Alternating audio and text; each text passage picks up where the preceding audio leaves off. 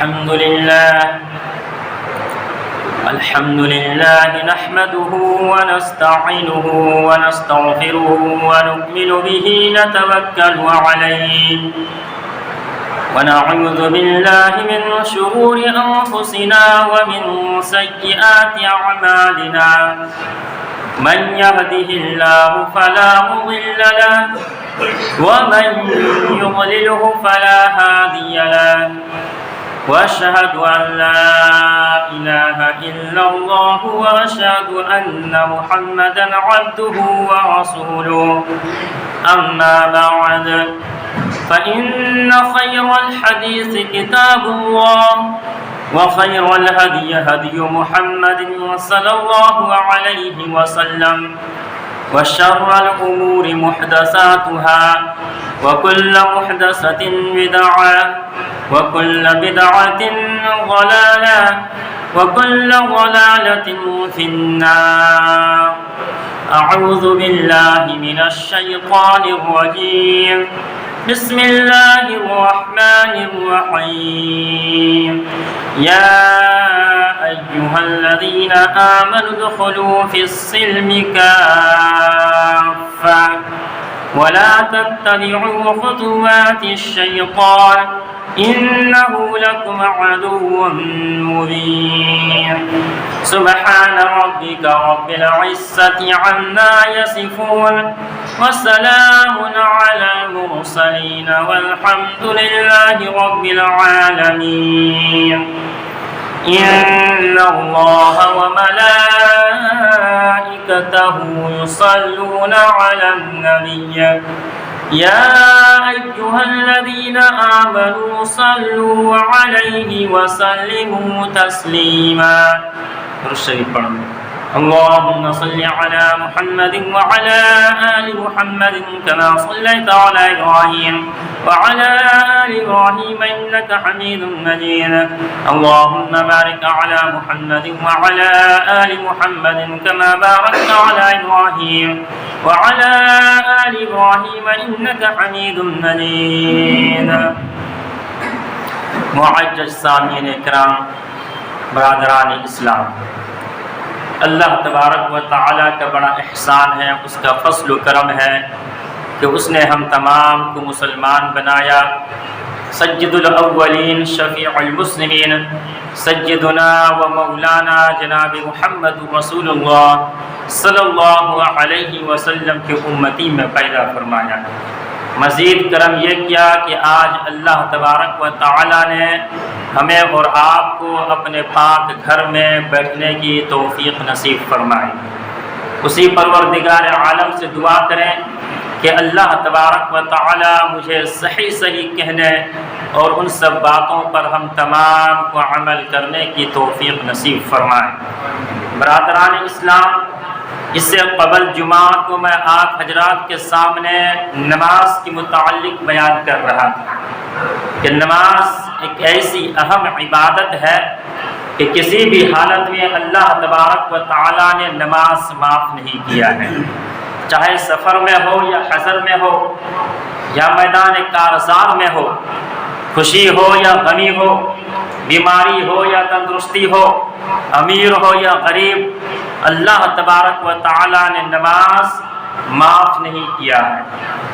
اور اس سے پہلے جتنے بھی انبیاء علیہ السلام اس دنیا میں آئے وہ تمام انبیاء علیہ السلام پر نماز فرض تھی. وہ خود نماز پڑھتے تھے اور اپنے قوم کو بھی نماز پڑھنے کی تلقین کرتے تھے. یعنی یہ نماز کوئی نئی چیز نہیں ہے جو امت محمدیہ صلی اللہ علیہ وسلم کو دیا گیا ہے. کہ پہلے بھی نبی کو نماز دی گئی اور وہ سب کے سب نمازی تھے، سب نماز ادا کرنے والے تھے. حضرت ابراہیم خلیل اللہ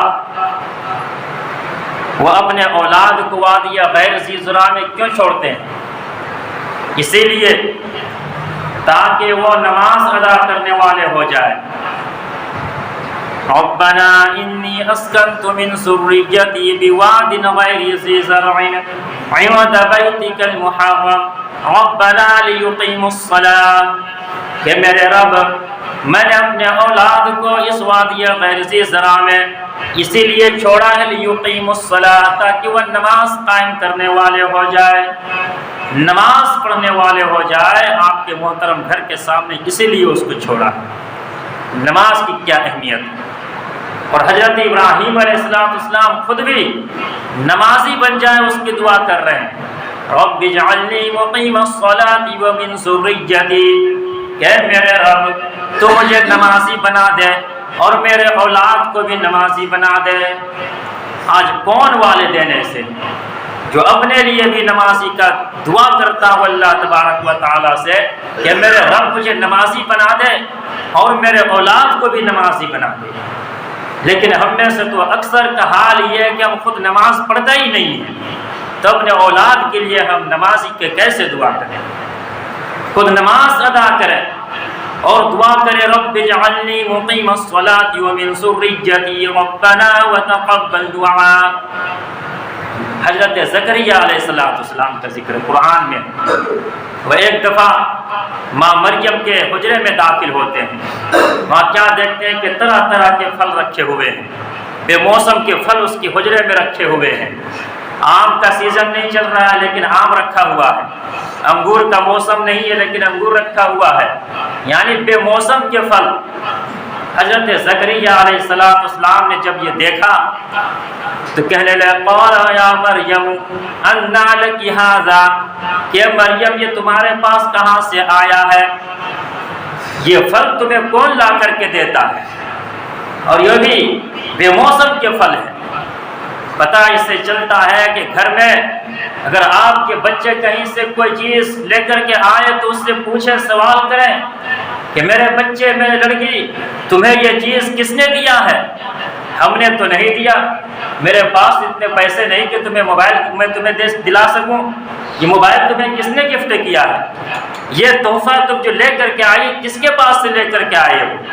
اپنے اولاد سے سوال کریں، پوچھیں اگر کوئی چیز لے کر کے گھر میں آئے تو۔ جس طرح سے حضرت زکریا علیہ السلام سوال کر رہے ہیں، کیا بیٹی، اے مریم یہ تمہارے پاس کہاں سے آیا؟ قالت هو من عند اللہ، وہ کہنے لگی یہ تو اللہ تبارک و تعالیٰ کے پاس سے آیا ہے، کہ اللہ تبارک و تعالیٰ جس سے چاہے، ان اللہ یرزق من یشاء بغیر حساب، اللہ تبارک و تعالیٰ جس سے چاہے بغیر حساب و کتاب کے رزق عطا کر دے۔ یہ تو اللہ کے پاس سے آیا ہے، مجھے کوئی دوسرا دے کر کے نہیں جاتا، اللہ کے پاس سے فرشتے لا کر کے دے کر کے جاتے۔ حضرت زکریا علیہ السلام نے جب یہ سنا تو اس کے دل میں ایک ولولہ جاگ اٹھا، کیونکہ اس کی یہاں کوئی اولاد نہیں تھا۔ اس نے سوچا کہ جو رب، جو پروردگار عالم مریم کو بے موسم کے پھل دے سکتے ہیں، تو کیا اللہ تبارک و تعالیٰ مجھے بے موسم کی اولاد نہیں دے سکتا؟ میں تو بوڑھا ہو گیا ہوں لیکن اللہ تبارک و تعالیٰ تو ہر چیز پر قادر ہے۔ ہنالک دعا زکریا ربا قال رب هب لي من لدنك ذرية طيبة انك سميع الدعاء۔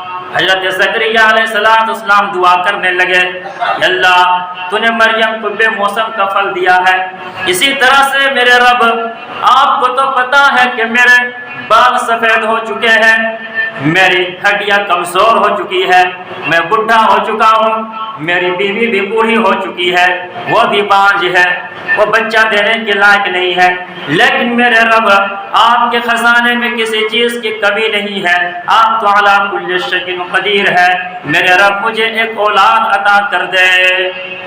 حضرت زکریا علیہ السلام نے ایک اولاد کی درخواست کی، اللہ سے دعا مانگی کہ اللہ جس طرح سے مریم کو بے موسم کے پھل عطا کر دیے، اسی طرح سے بڑھاپے کی عمر میں بوڑھا ہو چکا ہوں، میں تو اس لائق نہیں کہ میرا اولاد ہو، لیکن آپ کے خزانے میں کوئی چیز کی کمی نہیں ہے، بس مجھے ایک اولاد عطا کر دے، جیسے مریم کو بے موسم کے پھل عطا کر دی۔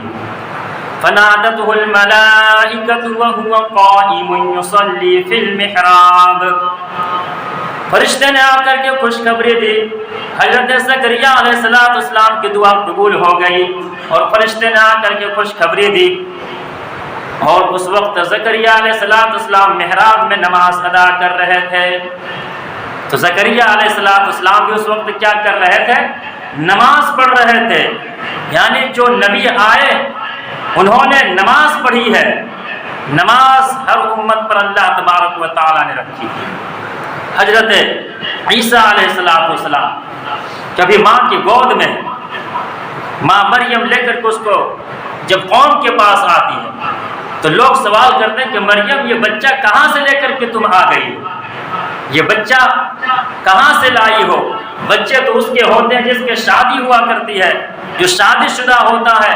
تمہاری تو شادی بھی نہیں ہوئی ہے اور تمہارے گود میں بچہ آ گیا، یہ کیسی بات ہے؟ تمہارے تمہاری ماں اور تمہارے بھائی تو اس طرح کے نہیں تھے. لوگ طرح طرح کے سوال کرتے ہیں. مریم علیہ السلام کوئی جواب نہیں دیتی ہے. فاشارت الیہ، مریم علیہ السلام نے اس بچے کی طرف اشارہ کر دیا کہ لوگوں مجھ سے سوال نہ کرو، اگر پوچھنا ہے تو اس بچے سے پوچھ لو، میں کچھ جواب نہیں دے سکتی ہوں، یہ بچہ ہی تمہیں جواب دے گا.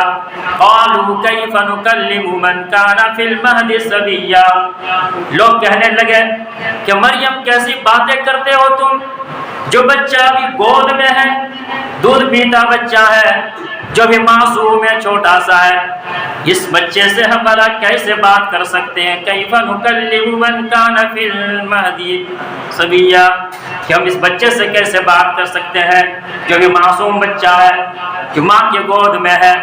قال انی عبد اللہ، تو بچہ بول پڑا انی عبد اللہ، کہ لوگوں میری ماں کو پریشان نہ کرو، لوگوں میری ماں کو تنگ نہ کرو، طرح طرح کے سوالات میرے ماں پر کھڑا نہ کرو. قال انی عبد اللہ، میں اللہ کا بندہ ہوں. آتانی الکتاب، اللہ تبارک و تعالیٰ نے مجھے کتاب دیا ہے. وجعلنی نبیا، اور اللہ تبارک و تعالیٰ نے مجھے نبی بنایا ہے. وأوصانی بالصلاۃ والزکاۃ، اور اللہ تبارک و تعالیٰ نے مجھے وصیت کی ہے کہ میں نماز ادا کروں، زکات ادا کروں. تو حضرت عیسیٰ علیہ السلام بھی کیا ہے؟ نمازی ہے، نماز پڑھنے والے. اس کے قوم کو بھی نماز پڑھنے کے لیے کہا. حضرت موسیٰ علیہ السلام کے قوم حضرت موسیٰ علیہ السلام سے آ کر کے شکایت کرتے ہیں کہ موسیٰ، فرعون اور اس کے لشکر تو ہمیں نماز پڑھنے نہیں دیتے ہیں، ہماری عبادت خانوں میں وہ نماز پڑھنے نہیں دیتے، ہمیں عبادت کرنے نہیں دیتے، وہ لوگ ہم پر ظلم کرتے ہیں، ہم کو نماز پڑھنے نہیں دیتے ہیں. اور آج کا دن 15 اگست یہ یوم آزادی ہے. یہ آزادی بھی اللہ تبارک و تعالیٰ کی بہت بڑی نعمت ہے کہ ہم آزادی کے ساتھ مسجد میں نماز ادا کر لیتے ہیں، مسجد میں اذان دیتے ہیں، عید بقرعید کی نمازیں بھی پڑھ لیتے ہیں، رمضان مبارک مہینے کی عبادت بھی کرتے ہیں. آزادی بہت بڑی اللہ تبارک و تعالیٰ کی نعمت ہے. موسیٰ علیہ السلام کی قوم کیا شکایت کر رہے ہیں کہ موسیٰ، وہ لوگ ہمیں اپنے عبادت خانے میں نماز پڑھنے نہیں دیتے ہیں. موسیٰ علیہ السلام نے کہا کہ اگر وہ لوگ نماز پڑھنے تمہاری عبادت خانے میں نہیں دیتے ہیں تو یہ نہیں کہا کہ تمہیں نماز نہیں پڑھنا ہے، بلکہ کہا وَجْعَلُوا بُيُوتَكُمْ قِبْلَةً وَأَقِيمُوا الصَّلَاةَ، کہ تم لوگ نماز اپنے گھر کے اندر پڑھ لیا کرو. تمہیں نماز پڑھنی ہے، اگر عبادت خانے میں تمہیں نماز پڑھنے نہیں مل رہی ہے تو کوئی بات نہیں، تم اپنے گھر میں نماز پڑھ لو، اپنے گھر ہی کو تم قبلہ بنا لو، لیکن نماز تمہیں ادا کرنا ہے. تو میرے بھائی، ہم یہ عرض کر رہے تھے کہ نماز کسی بھی حالت میں اللہ تبارک و تعالیٰ نے معاف نہیں کیا ہے. نماز ادا کرنی ہے، ہر شخص کو نماز پڑھنی ہے، اور ہر شخص قیامت کے دن اللہ تبارک و تعالیٰ اسے سوال کریں گے کہ تو نے میرے احکام کو پابندی کے ساتھ ادا کیا یا نہیں کیا. آج ہم لوگ بڑے اطمینان کے ساتھ زندگی گزارتے ہیں، نماز نہیں پڑھتے، اس کی کوئی پرواہ نہیں ہوتی ہے. لیکن یاد رکھے، اگر ہم نے اس دنیا میں اگر ہم نے کامیابی حاصل نہیں کی ہے تو پھر وہاں پر ہمیں کوئی نہیں بچا سکتا ہے. حضرت نبی پاک علیہ السلام کے چچا ابو طالب، کہ نبی پاک علیہ السلام کو بیٹے کی طرح پرورش کرتے ہیں، اس کی بڑی دیکھ بھال کرتے ہیں. جب تک چچا زندہ رہے نبی پاک علیہ السلام کو کوئی تکلیف نہیں پہنچا سکا، نبی علیہ السلام کی طرف کوئی آنکھیں اٹھا کر کے نہیں دیکھ سکتا، لیکن آج ابو طالب ان کے چچا کا آخری وقت ہے، اس کے چچا کا آخری وقت چل رہا ہے، اس دنیا سے جانے کا وقت چل رہا ہے۔ نبی پاک علیہ السلام آئے اور چچا کے پاس بیٹھ گئے اور کہا کہ چچا آپ نے میری پرورش کی ہے، بیٹے کی طرح مجھے دیکھ بھال کیا ہے، میرا خیال رکھا ہے، دشمنوں سے حفاظت کی ہے، چچا آج آپ اس دنیا کو چھوڑ کر کے جا رہے ہیں، آج ہمیں چھوڑ کر جا رہے ہیں، لیکن چچا میری ایک گزارش ہے آپ سے، ایک ریکویسٹ ہے، آخری وقت میں آپ میری ایک بات کو مان لیں۔ چچا نے کہا بھتیجے بول تمہارا کیا ریکویسٹ ہے، کیا تمہاری خواہش ہے؟ کہا چچا ایک دفعہ کہہ دے لا الہ الا اللہ محمد رسول اللہ، ایک دفعہ کلمہ پڑھ لے چچا، آپ اگر ایک دفعہ کلمہ پڑھ دیں گے تو قیامت کے دن میں آپ کے سفارشی بن کے اللہ کے سامنے کھڑا ہو جاؤں گا، آپ نے میری اتنی مدد کی ہے، اتنی حفاظت کیا ہے، باپ کی طرح ہم کو پوس پال کر کے بڑا کیا ہے، چچا بس ایک دفعہ کہہ دے لا الہ الا اللہ محمد الرسول اللہ، میں سفارش سے بن جاؤں گا، میں اللہ کے عذاب سے آپ کو بچا لوں گا۔ ابو طالب سوچنے لگے کیا کروں، چچا ریکویسٹ کر رہا ہے، چچا گزارش کر رہا ہے کہ بھتیجے کے بات مان لو کیا۔ ابھی سوچ ہی رہے تھے کہ وہیں پر ابو جہل بیٹھا ہوا تھا، امیہ بن خلف بیٹھا ہوا تھا، کہ ابو جہل نے کہا کہ ابو طالب کیا تم بھتیجے کے بات کو ماننے جا رہے ہو؟ کیا اپنے باپ دادا کے دھرم کو چھوڑ دو گے اپنے بھتیجے کے کہنے پر؟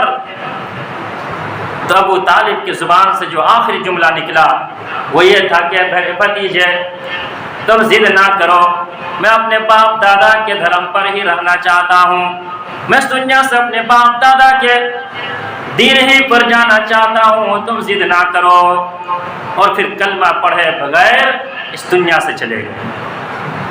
تو صحبت کا بھی اثر پڑتا ہے، اگر ابو جہل امیہ بن خلف وہاں پر اس کے صحبت میں بیٹھا ہوا نہ ہوتا تو شاید کہ ان کے چچا کلمہ پڑھ لیتے، لیکن صحبت کا اثر پڑا کہ کلمہ اس کو پڑھنے نصیب نہیں ہوا۔ اللہ تبارک و تعالیٰ نے آیت نازل کر دی انک لا تہدی من احببت ولکن اللہ یہدی من یشاء، کہ نبی آپ جس کو ہدایت دینا چاہیں ہدایت نہیں دے سکتے ہیں، اور میں جس سے چاہوں ہدایت دینا میں اسے ہدایت دے دیتا ہوں۔ آپ کے چچا ہدایت کی طرف بڑھے نہیں، کبھی ہدایت کی طرف آگے نہیں قدم بڑھایا، اس لیے اس کو ہدایت نہیں ملی۔ وہ ہدایت کی طرف اگر بڑھتے تو ہدایت ملتی۔ تو صحبت کا بھی اثر پڑتا ہے اور قدم بڑھانے سے بھی ہوتا ہے۔ آپ کبھی نماز کے خیال ہی نہیں کریں گے تو زبردستی کوئی فرشتہ آ کر کے کھینچ کر کے آپ کو مسجد میں لے کر کے نہیں آئے گا۔ آپ جب نیت کریں گے، آپ ہمت کریں گے اور یقین بنائیں گے کہ نہیں ہم کو جانا ہے کسی طرح بھی نماز پڑھنے کے لیے، تو پھر آپ نمازی بن جائیں گے۔ تو ہدایت اللہ تبارک و تعالیٰ اسی کو دیتا ہے جو ہدایت کی طرف آنا چاہتا ہے۔ تو نبی پاک علیہ السلام کی پرورش کرنے والا ابو طالب انہوں نے ایمان نہیں لایا تو اللہ کے نبی علیہ السلام نے فرمایا کہ میں اس کا کچھ کام نہ آ سکوں گا، اب کلمہ نہیں پڑھا تو میں اس کا کچھ کام نہ آ سکوں گا، میرے چچا کو جہنم کے عذاب میں سب سے ہلکا عذاب دیا جائے گا، یعنی ان کے پیر پر آگ کے جوتے پہنا دیے جائیں گے، ان کے چچا کو بھی عذاب دیا جائے گا۔ نبی پاک علیہ السلام کی پرورش کرنے والے، اس لیے دنیا سے جانے کے بعد اگر ہم نے کچھ لے کر کے نہیں کیا ہے تو ہمیں کوئی بچانے والا نہیں ہوگا، اللہ کے عذاب سے کوئی نہیں بچا سکتا ہے۔ آپ سوچیں کہ دعا کر دیں گے ہمارے آل و اولاد، قرآن خوانیاں کر دیں گے، ہمارے لیے دعائیں کریں گے، میرے بھائی آپ جتنا اپنے لیے کر سکتے کر لیں، کسی کے بھروسے پر نہ رہیں۔ آپ اپنے اس دنیا ہی میں جتنا نیکی کر سکتے ہیں کر لیں، ورنہ وہاں پر جا کر کے بہت پچھتانا پڑے گا۔ حضرت ابراہیم علیہ السلام واتخذ اللہ ابراہیم خلیلا، جس کو اللہ تبارک و تعالیٰ نے اپنا دوست بنایا، وہ ابراہیم خلیل اللہ اپنے باپ سے کہتا یا ابتی لما تعبد ما لا يسمع ولا يبصر ولا يغني عنك شيئا، کہ ابو جان آپ ایسوں کی عبادت کیوں کرتے ہو، آپ ایسے مورتیوں کی عبادت کیوں کرتے ہیں؟ آپ نے اس کی آنکھیں تو بنا دی لیکن یہ دیکھ نہیں سکتا، ابو جان آپ نے اس کے کان تو بنا دی لیکن یہ سن نہیں سکتا، آپ نے اس کے منہ زبان تو بنا دی لیکن یہ بول نہیں سکتا، آپ نے اس کے ہاتھ تو بنا دیے لیکن پکڑ نہیں سکتا، آپ نے اس کے پیر تو بنا دیے لیکن چل نہیں سکتا، اتنے مجبور ہیں کہ یہ آپ کا کوئی نفع و نقصان نہیں پہنچا سکتا ہے، اگر یہ چاہے کہ آپ کو کوئی نقصان کر دے تو نقصان بھی نہیں کر سکتا ہے، ایسے کہ عبادت کیوں کرتے ہو؟ لیکن ان کے باپ آزر نے ابراہیم علیہ السلام کو بات کو نہ مانا، تو اللہ تبارک و تعالی حضرت ابراہیم علیہ السلام اللہ کے عذاب سے اپنے باپ کو بھی نہیں بچا سکتا، اپنے باپ کے لیے دعا کر رہے ابراہیم علیہ السلام تو اللہ نے منع کر دیا، ان کے لیے مغفرت کی دعا نہ کرو مشرک کے لیے، انہوں نے ایمان نہیں لایا تھا، پھر ایک نبی اپنے باپ کو نہیں بچا سکتا۔ اگر آپ کے پاس اپنا عمل نہیں ہے، آپ اگر اس دنیا میں رہ کر کے نماز نہیں پڑھتے ہیں، میرے بھائی تو یاد رکھیے کہ اس کا عذاب آپ ہی کو بھگتنا پڑے گا اور کسی اور کا نہیں، اس کا سوال آپ سے کیا جائے گا کہ نماز کیوں نہیں پڑھی تو نے، نماز کیوں نہیں ادا کیا؟ حضرت نوح علیہ السلام کتنے 950 سال تک اللہ تبارک و تعالیٰ کے دین کی تبلیغ کیا، 950 سال تک، لیکن چند لوگ ایمان لائے، ایمان لانے والے چند لوگ ہیں۔ اللہ تبارک و تعالیٰ نے کہا کہ نوح بس کرو، بہت ہو گیا، اب وَاصْنَعِ الْفُلْكَ بِأَعْيُنِنَا، اب تو ہمارے حکم سے کشتی بناؤ۔ 950 سال تک اللہ کے دین کی تبلیغ کرتے رہے، لوگوں نے ایمان نہیں لایا، بہت تھوڑے لوگ ایمان لے کر کے آئے، کہا کہ اب بہت ہو گیا ہے، اب میرے حکم سے کشتی بناؤ۔ حضرت نوح علیہ السلام کشتی بنانے میں لگ گئے۔ نوح علیہ السلام نے یہ نہیں پوچھا کہ اللہ کشتی کیوں بناؤ، یہاں تو دور دور تک پانی نظر نہیں آتا، پانی کا کوئی آثار بھی نہیں کہ اللہ میں کشتی کیوں بناؤں، اللہ نے حکم دیا، بس حضرت نوح علیہ السلام لگ گئے۔ لوجک نہیں ہے ہر چیز میں، اللہ نے حکم دیا ہے نماز کا، یہ نہیں لوجک چلے گا کہ ہم نماز کیوں پڑھیں، اللہ کو ہمارے نماز کی کیا ضرورت پڑ گئی ہے، ہم زکوٰۃ کیوں ادا کریں، زکوٰۃ میں کیا دے کر کے کیا فائدہ ہوگا، ہم حج کر کے کیا کریں، وہاں پیسہ خرچہ کیوں کریں، اس سے اچھا غریب کو دے دوں، یہ لوجک نہیں چلے گا۔ جو اللہ نے حکم دیا ہے اس حکم کو ماننا ہے۔ اللہ نے کہہ دیا نماز پڑھو تو پڑھو، اللہ نے حج فرض کر دیا، اگر مالدار ہے تو حج ادا کرو، اگر مالدار ہے زکوٰۃ دینے کا ہے تو زکوٰۃ ادا کرو، اللہ نے جو حکم دیا اس کو ادا کرنا ہے۔ وَاصْنَعِ الْفُلْكَ بِأَعْيُنِنَا، کہ نوح اب تم کشتی بناؤ، میرے حکم سے کشتی بناؤ۔ حضرت نوح علیہ السلام کشتی بنانے میں لگ گئے۔ کلما مر سخر علیہ من قوم، اور اس کے قوم کے لوگ جب وہاں سے گزرتے ہیں تو حضرت نوح علیہ السلام کی مذاق اڑاتے ہیں، یہ نبوت کا دعویٰ کرنے والے، یہ نبی اپنے آپ کو کہنے والے، یہ بڑھے کے کام کرنے لگ گئے ہیں، بڑھے بن گئے ہیں، لوگ مذاق اڑا رہے ہیں کہ اب یہ بڑھے بن گیا ہے، کوئی کہہ رہا خشکی میں یہ کشتی چلائے گا، طرح طرح کی مذاق اڑا رہے ہیں، لیکن حضرت نوح علیہ السلام اپنے کام کرتے جا رہے ہیں، اس کی کوئی پرواہ نہیں، لوگ مذاق اڑا رہے ہیں، اس کی مذاق کا کوئی پرواہ نہیں۔ اللہ اس آیت میں سبق دے رہا ہے کہ ایمان والوں مسلمانوں، تم اللہ کے راستے پر چلو گے تو لوگ تمہارے راستے پر آڑے بھی آ سکتے ہیں، تم اللہ کے نبی کی سنت پر چلو گے تو تمہارے سنت کا کوئی مذاق بھی اڑایا جا سکتا ہے، تم داڑھی رکھو گے تمہارے داڑھی کا کبھی کوئی مذاق اڑائے گا، تم اس کے مذاق میں آ کر کے تم اپنے داڑھی اللہ کے نبی کی سنت کو صاف مت کر لینا، کبھی تم اور اللہ کے احکام پر چلو گے تو طرح طرح کی مصیبتیں بھی آئے گی، لوگ تمہارے مذاق بھی بنائیں گے اور تمہارے ماں بہنیں جو پردہ پر رہتی ہے، جو نقاب اوڑھ کر کے چلتی ہے، اس کے نقاب کا بھی مذاق بنایا جائے گا، کبھی اس کے پردے کا بھی مذاق اڑایا جائے گا، اس کے نقاب کو دیکھ کر کے غلط نعرے لگائے جائیں گے، لیکن تم اس کی پرواہ نہ کرنا، تم اپنے چپ چاپ اپنے کام کرتے جانا۔ جس طرح سے حضرت نوح علیہ السلام کشتی بنا رہے ہیں، لوگوں کی مذاق کا کوئی پرواہ نہیں کر رہے ہیں۔ وقت بھی بہت تیزی کے ساتھ گزر گیا ہے، انشاءاللہ زندگی رہی تو پھر بیان ہوگی۔ اللہ تبارک و تعالیٰ سے دعا کریں کہ اللہ تبارک و تعالیٰ ہم سب کو 5 وقت کی نماز پابندی کے ساتھ ادا کرنے کی توفیق نصیب فرمائے۔ وآخر دعوانا ان الحمد للہ رب العالمین۔